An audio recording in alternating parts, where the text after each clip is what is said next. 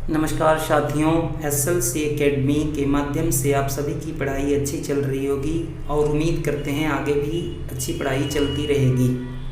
हम लोग आज क्लास 10th के साइंस के चैप्टर प्रकाश का परावर्तन एवं अपवर्तन के कुछ महत्वपूर्ण क्वेश्चंस पढ़ेंगे। सबसे पहले चैनल को सब्सक्राइब करें, लाइक करें और ज़्यादा से ज़्यादा बच्चों को शेयर करें कि ताकि आपको अधिक से अधिक वीडियोस का लाभ मिलता रहे इस चैनल के माध्यम से और अपने एकेडमिक सेशन में अच्छे मार्क्स लेकर के आप अपना और साथ ही इस चैनल का नाम रोशन करते रहें। तो हम लोग आज अपवर्तन और परावर्तन के क्वेश्चंस देखेंगे। फर्स्ट क्वेश्चन हमारे सामने है, निम्नलिखित में से किस दर्पण द्वारा किसी वस्तु का वास्तविक प्रतिबिंब प्राप्त किया जा सकता है। ऑप्शन है समतल दर्पण द्वारा, अवतल दर्पण द्वारा, उत्तल दर्पण द्वारा, इन सभी दर्पणों द्वारा। यहाँ पे सही जवाब है अवतल दर्पण। B option is the right answer. अवतल दर्पण द्वारा वस्तु का वास्तविक प्रतिबिंब प्राप्त होता है। अगला क्वेश्चन, उत्तल दर्पण से बना प्रतिबिंब होता है। ऑप्शन ए काल्पनिक एवं छोटा, ऑप्शन बी काल्पनिक एवं आवर्धित, ऑप्शन सी वास्तविक एवं छोटा, ऑप्शन डी वास्तविक एवं आवर्धित। राइट आंसर है ऑप्शन ए काल्पनिक एवं छोटा। उत्तल दर्पण से बना प्रतिबिंब काल्पनिक एवं छोटा होता है। अगला प्रश्न, अवतल दर्पण है, आपको पता होगा अवतल दर्पण क्या है। ऑप्शन ए अभिसारी, ऑप्शन बी अपसारी, ऑप्शन सी दोनों, ऑप्शन डी इनमें से कोई नहीं। तो देखिए अवतल दर्पण को हम लोग अभिसारी भी कहते हैं, इसलिए यहाँ पे जो राइट आंसर है ऑप्शन ए अभिसारी। अगला प्रश्न है, किस दर्पण द्वारा प्रतिबिंब सीधा एवं छोटा बनता है या होता है। उत्तल दर्पण, अवतल दर्पण, समतल दर्पण, इनमें से कोई नहीं। तो देखिए सीधा एवं छोटा प्रतिबिंब किसके द्वारा बनता है ये पूछ रहा है यहाँ पे। आंसर है उत्तल दर्पण ए। उत्तल दर्पण द्वारा प्रतिबिंब सीधा एवं छोटा होता है। अगला प्रश्न, प्रकाश के परावर्तन से आप क्या समझते हैं। तो देखिए प्रकाश के परावर्तन के बारे में आप काफ़ी पढ़े हैं।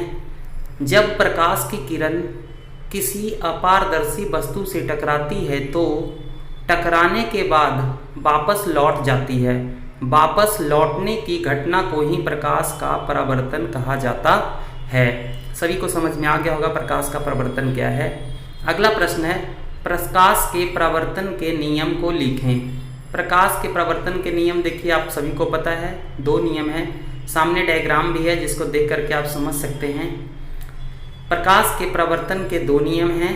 पहला, आपतित किरण, परावर्तित किरण एवं अभिलंब तीनों एक ही तल में स्थित होते हैं। दूसरा, आपतन कोण परावर्तन कोण के बराबर होता है।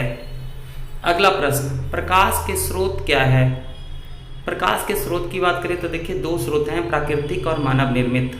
वह स्थान या वह पदार्थ जहाँ से प्रकाश उत्सर्जित होती है प्रकाश के स्रोत कहलाते हैं।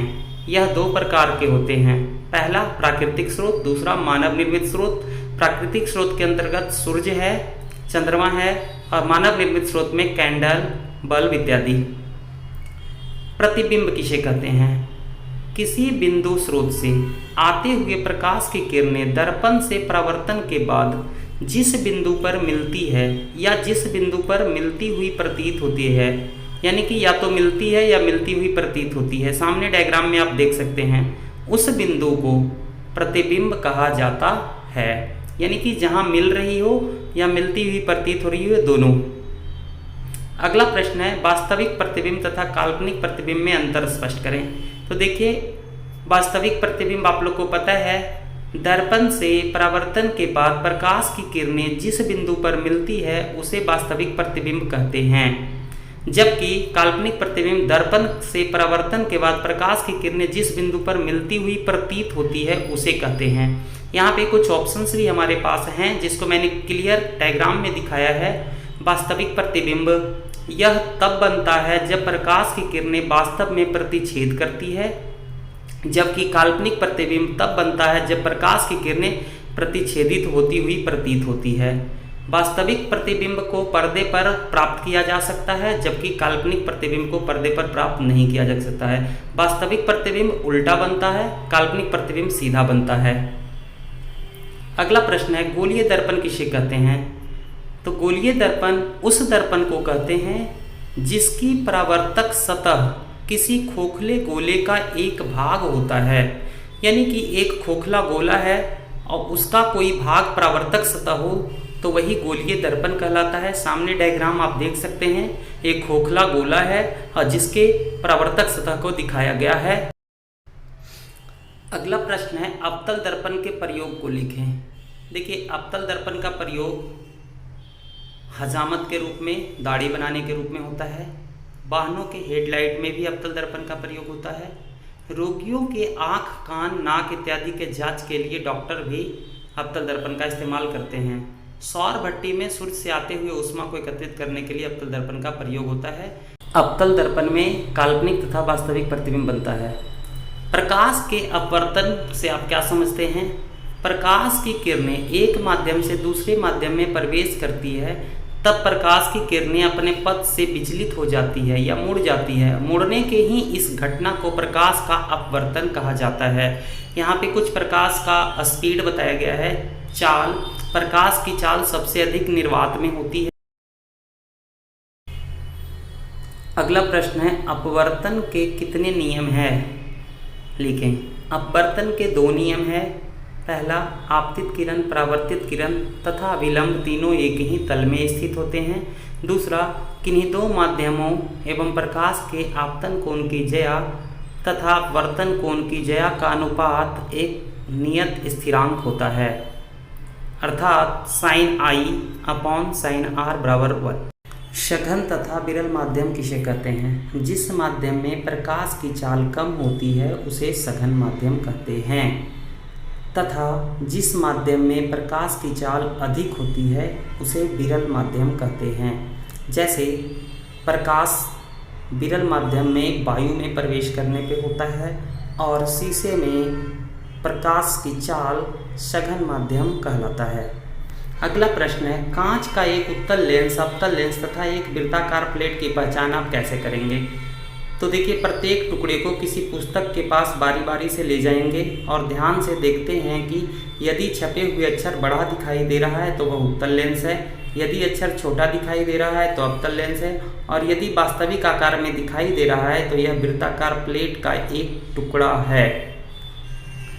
अगला प्रश्न है, लेंस की क्षमता क्या है? जब प्रकाश की किरण लेंस से होकर गुजरती है तब प्रकाश की किरण मुड़ जाती है। प्रकाश की किरण को मोड़ने की क्षमता को ही लेंस की क्षमता कहा जाता है। लेंस की क्षमता का SI मात्रक डायोप्टर होता है और इसे हम लोग बड़ा D से सूचित करते हैं या डिनोट करते हैं। और सारी अपडेट के लिए इस चैनल पे बने रहें। Thanks for watching. Like and subscribe this channel, share to others for more update.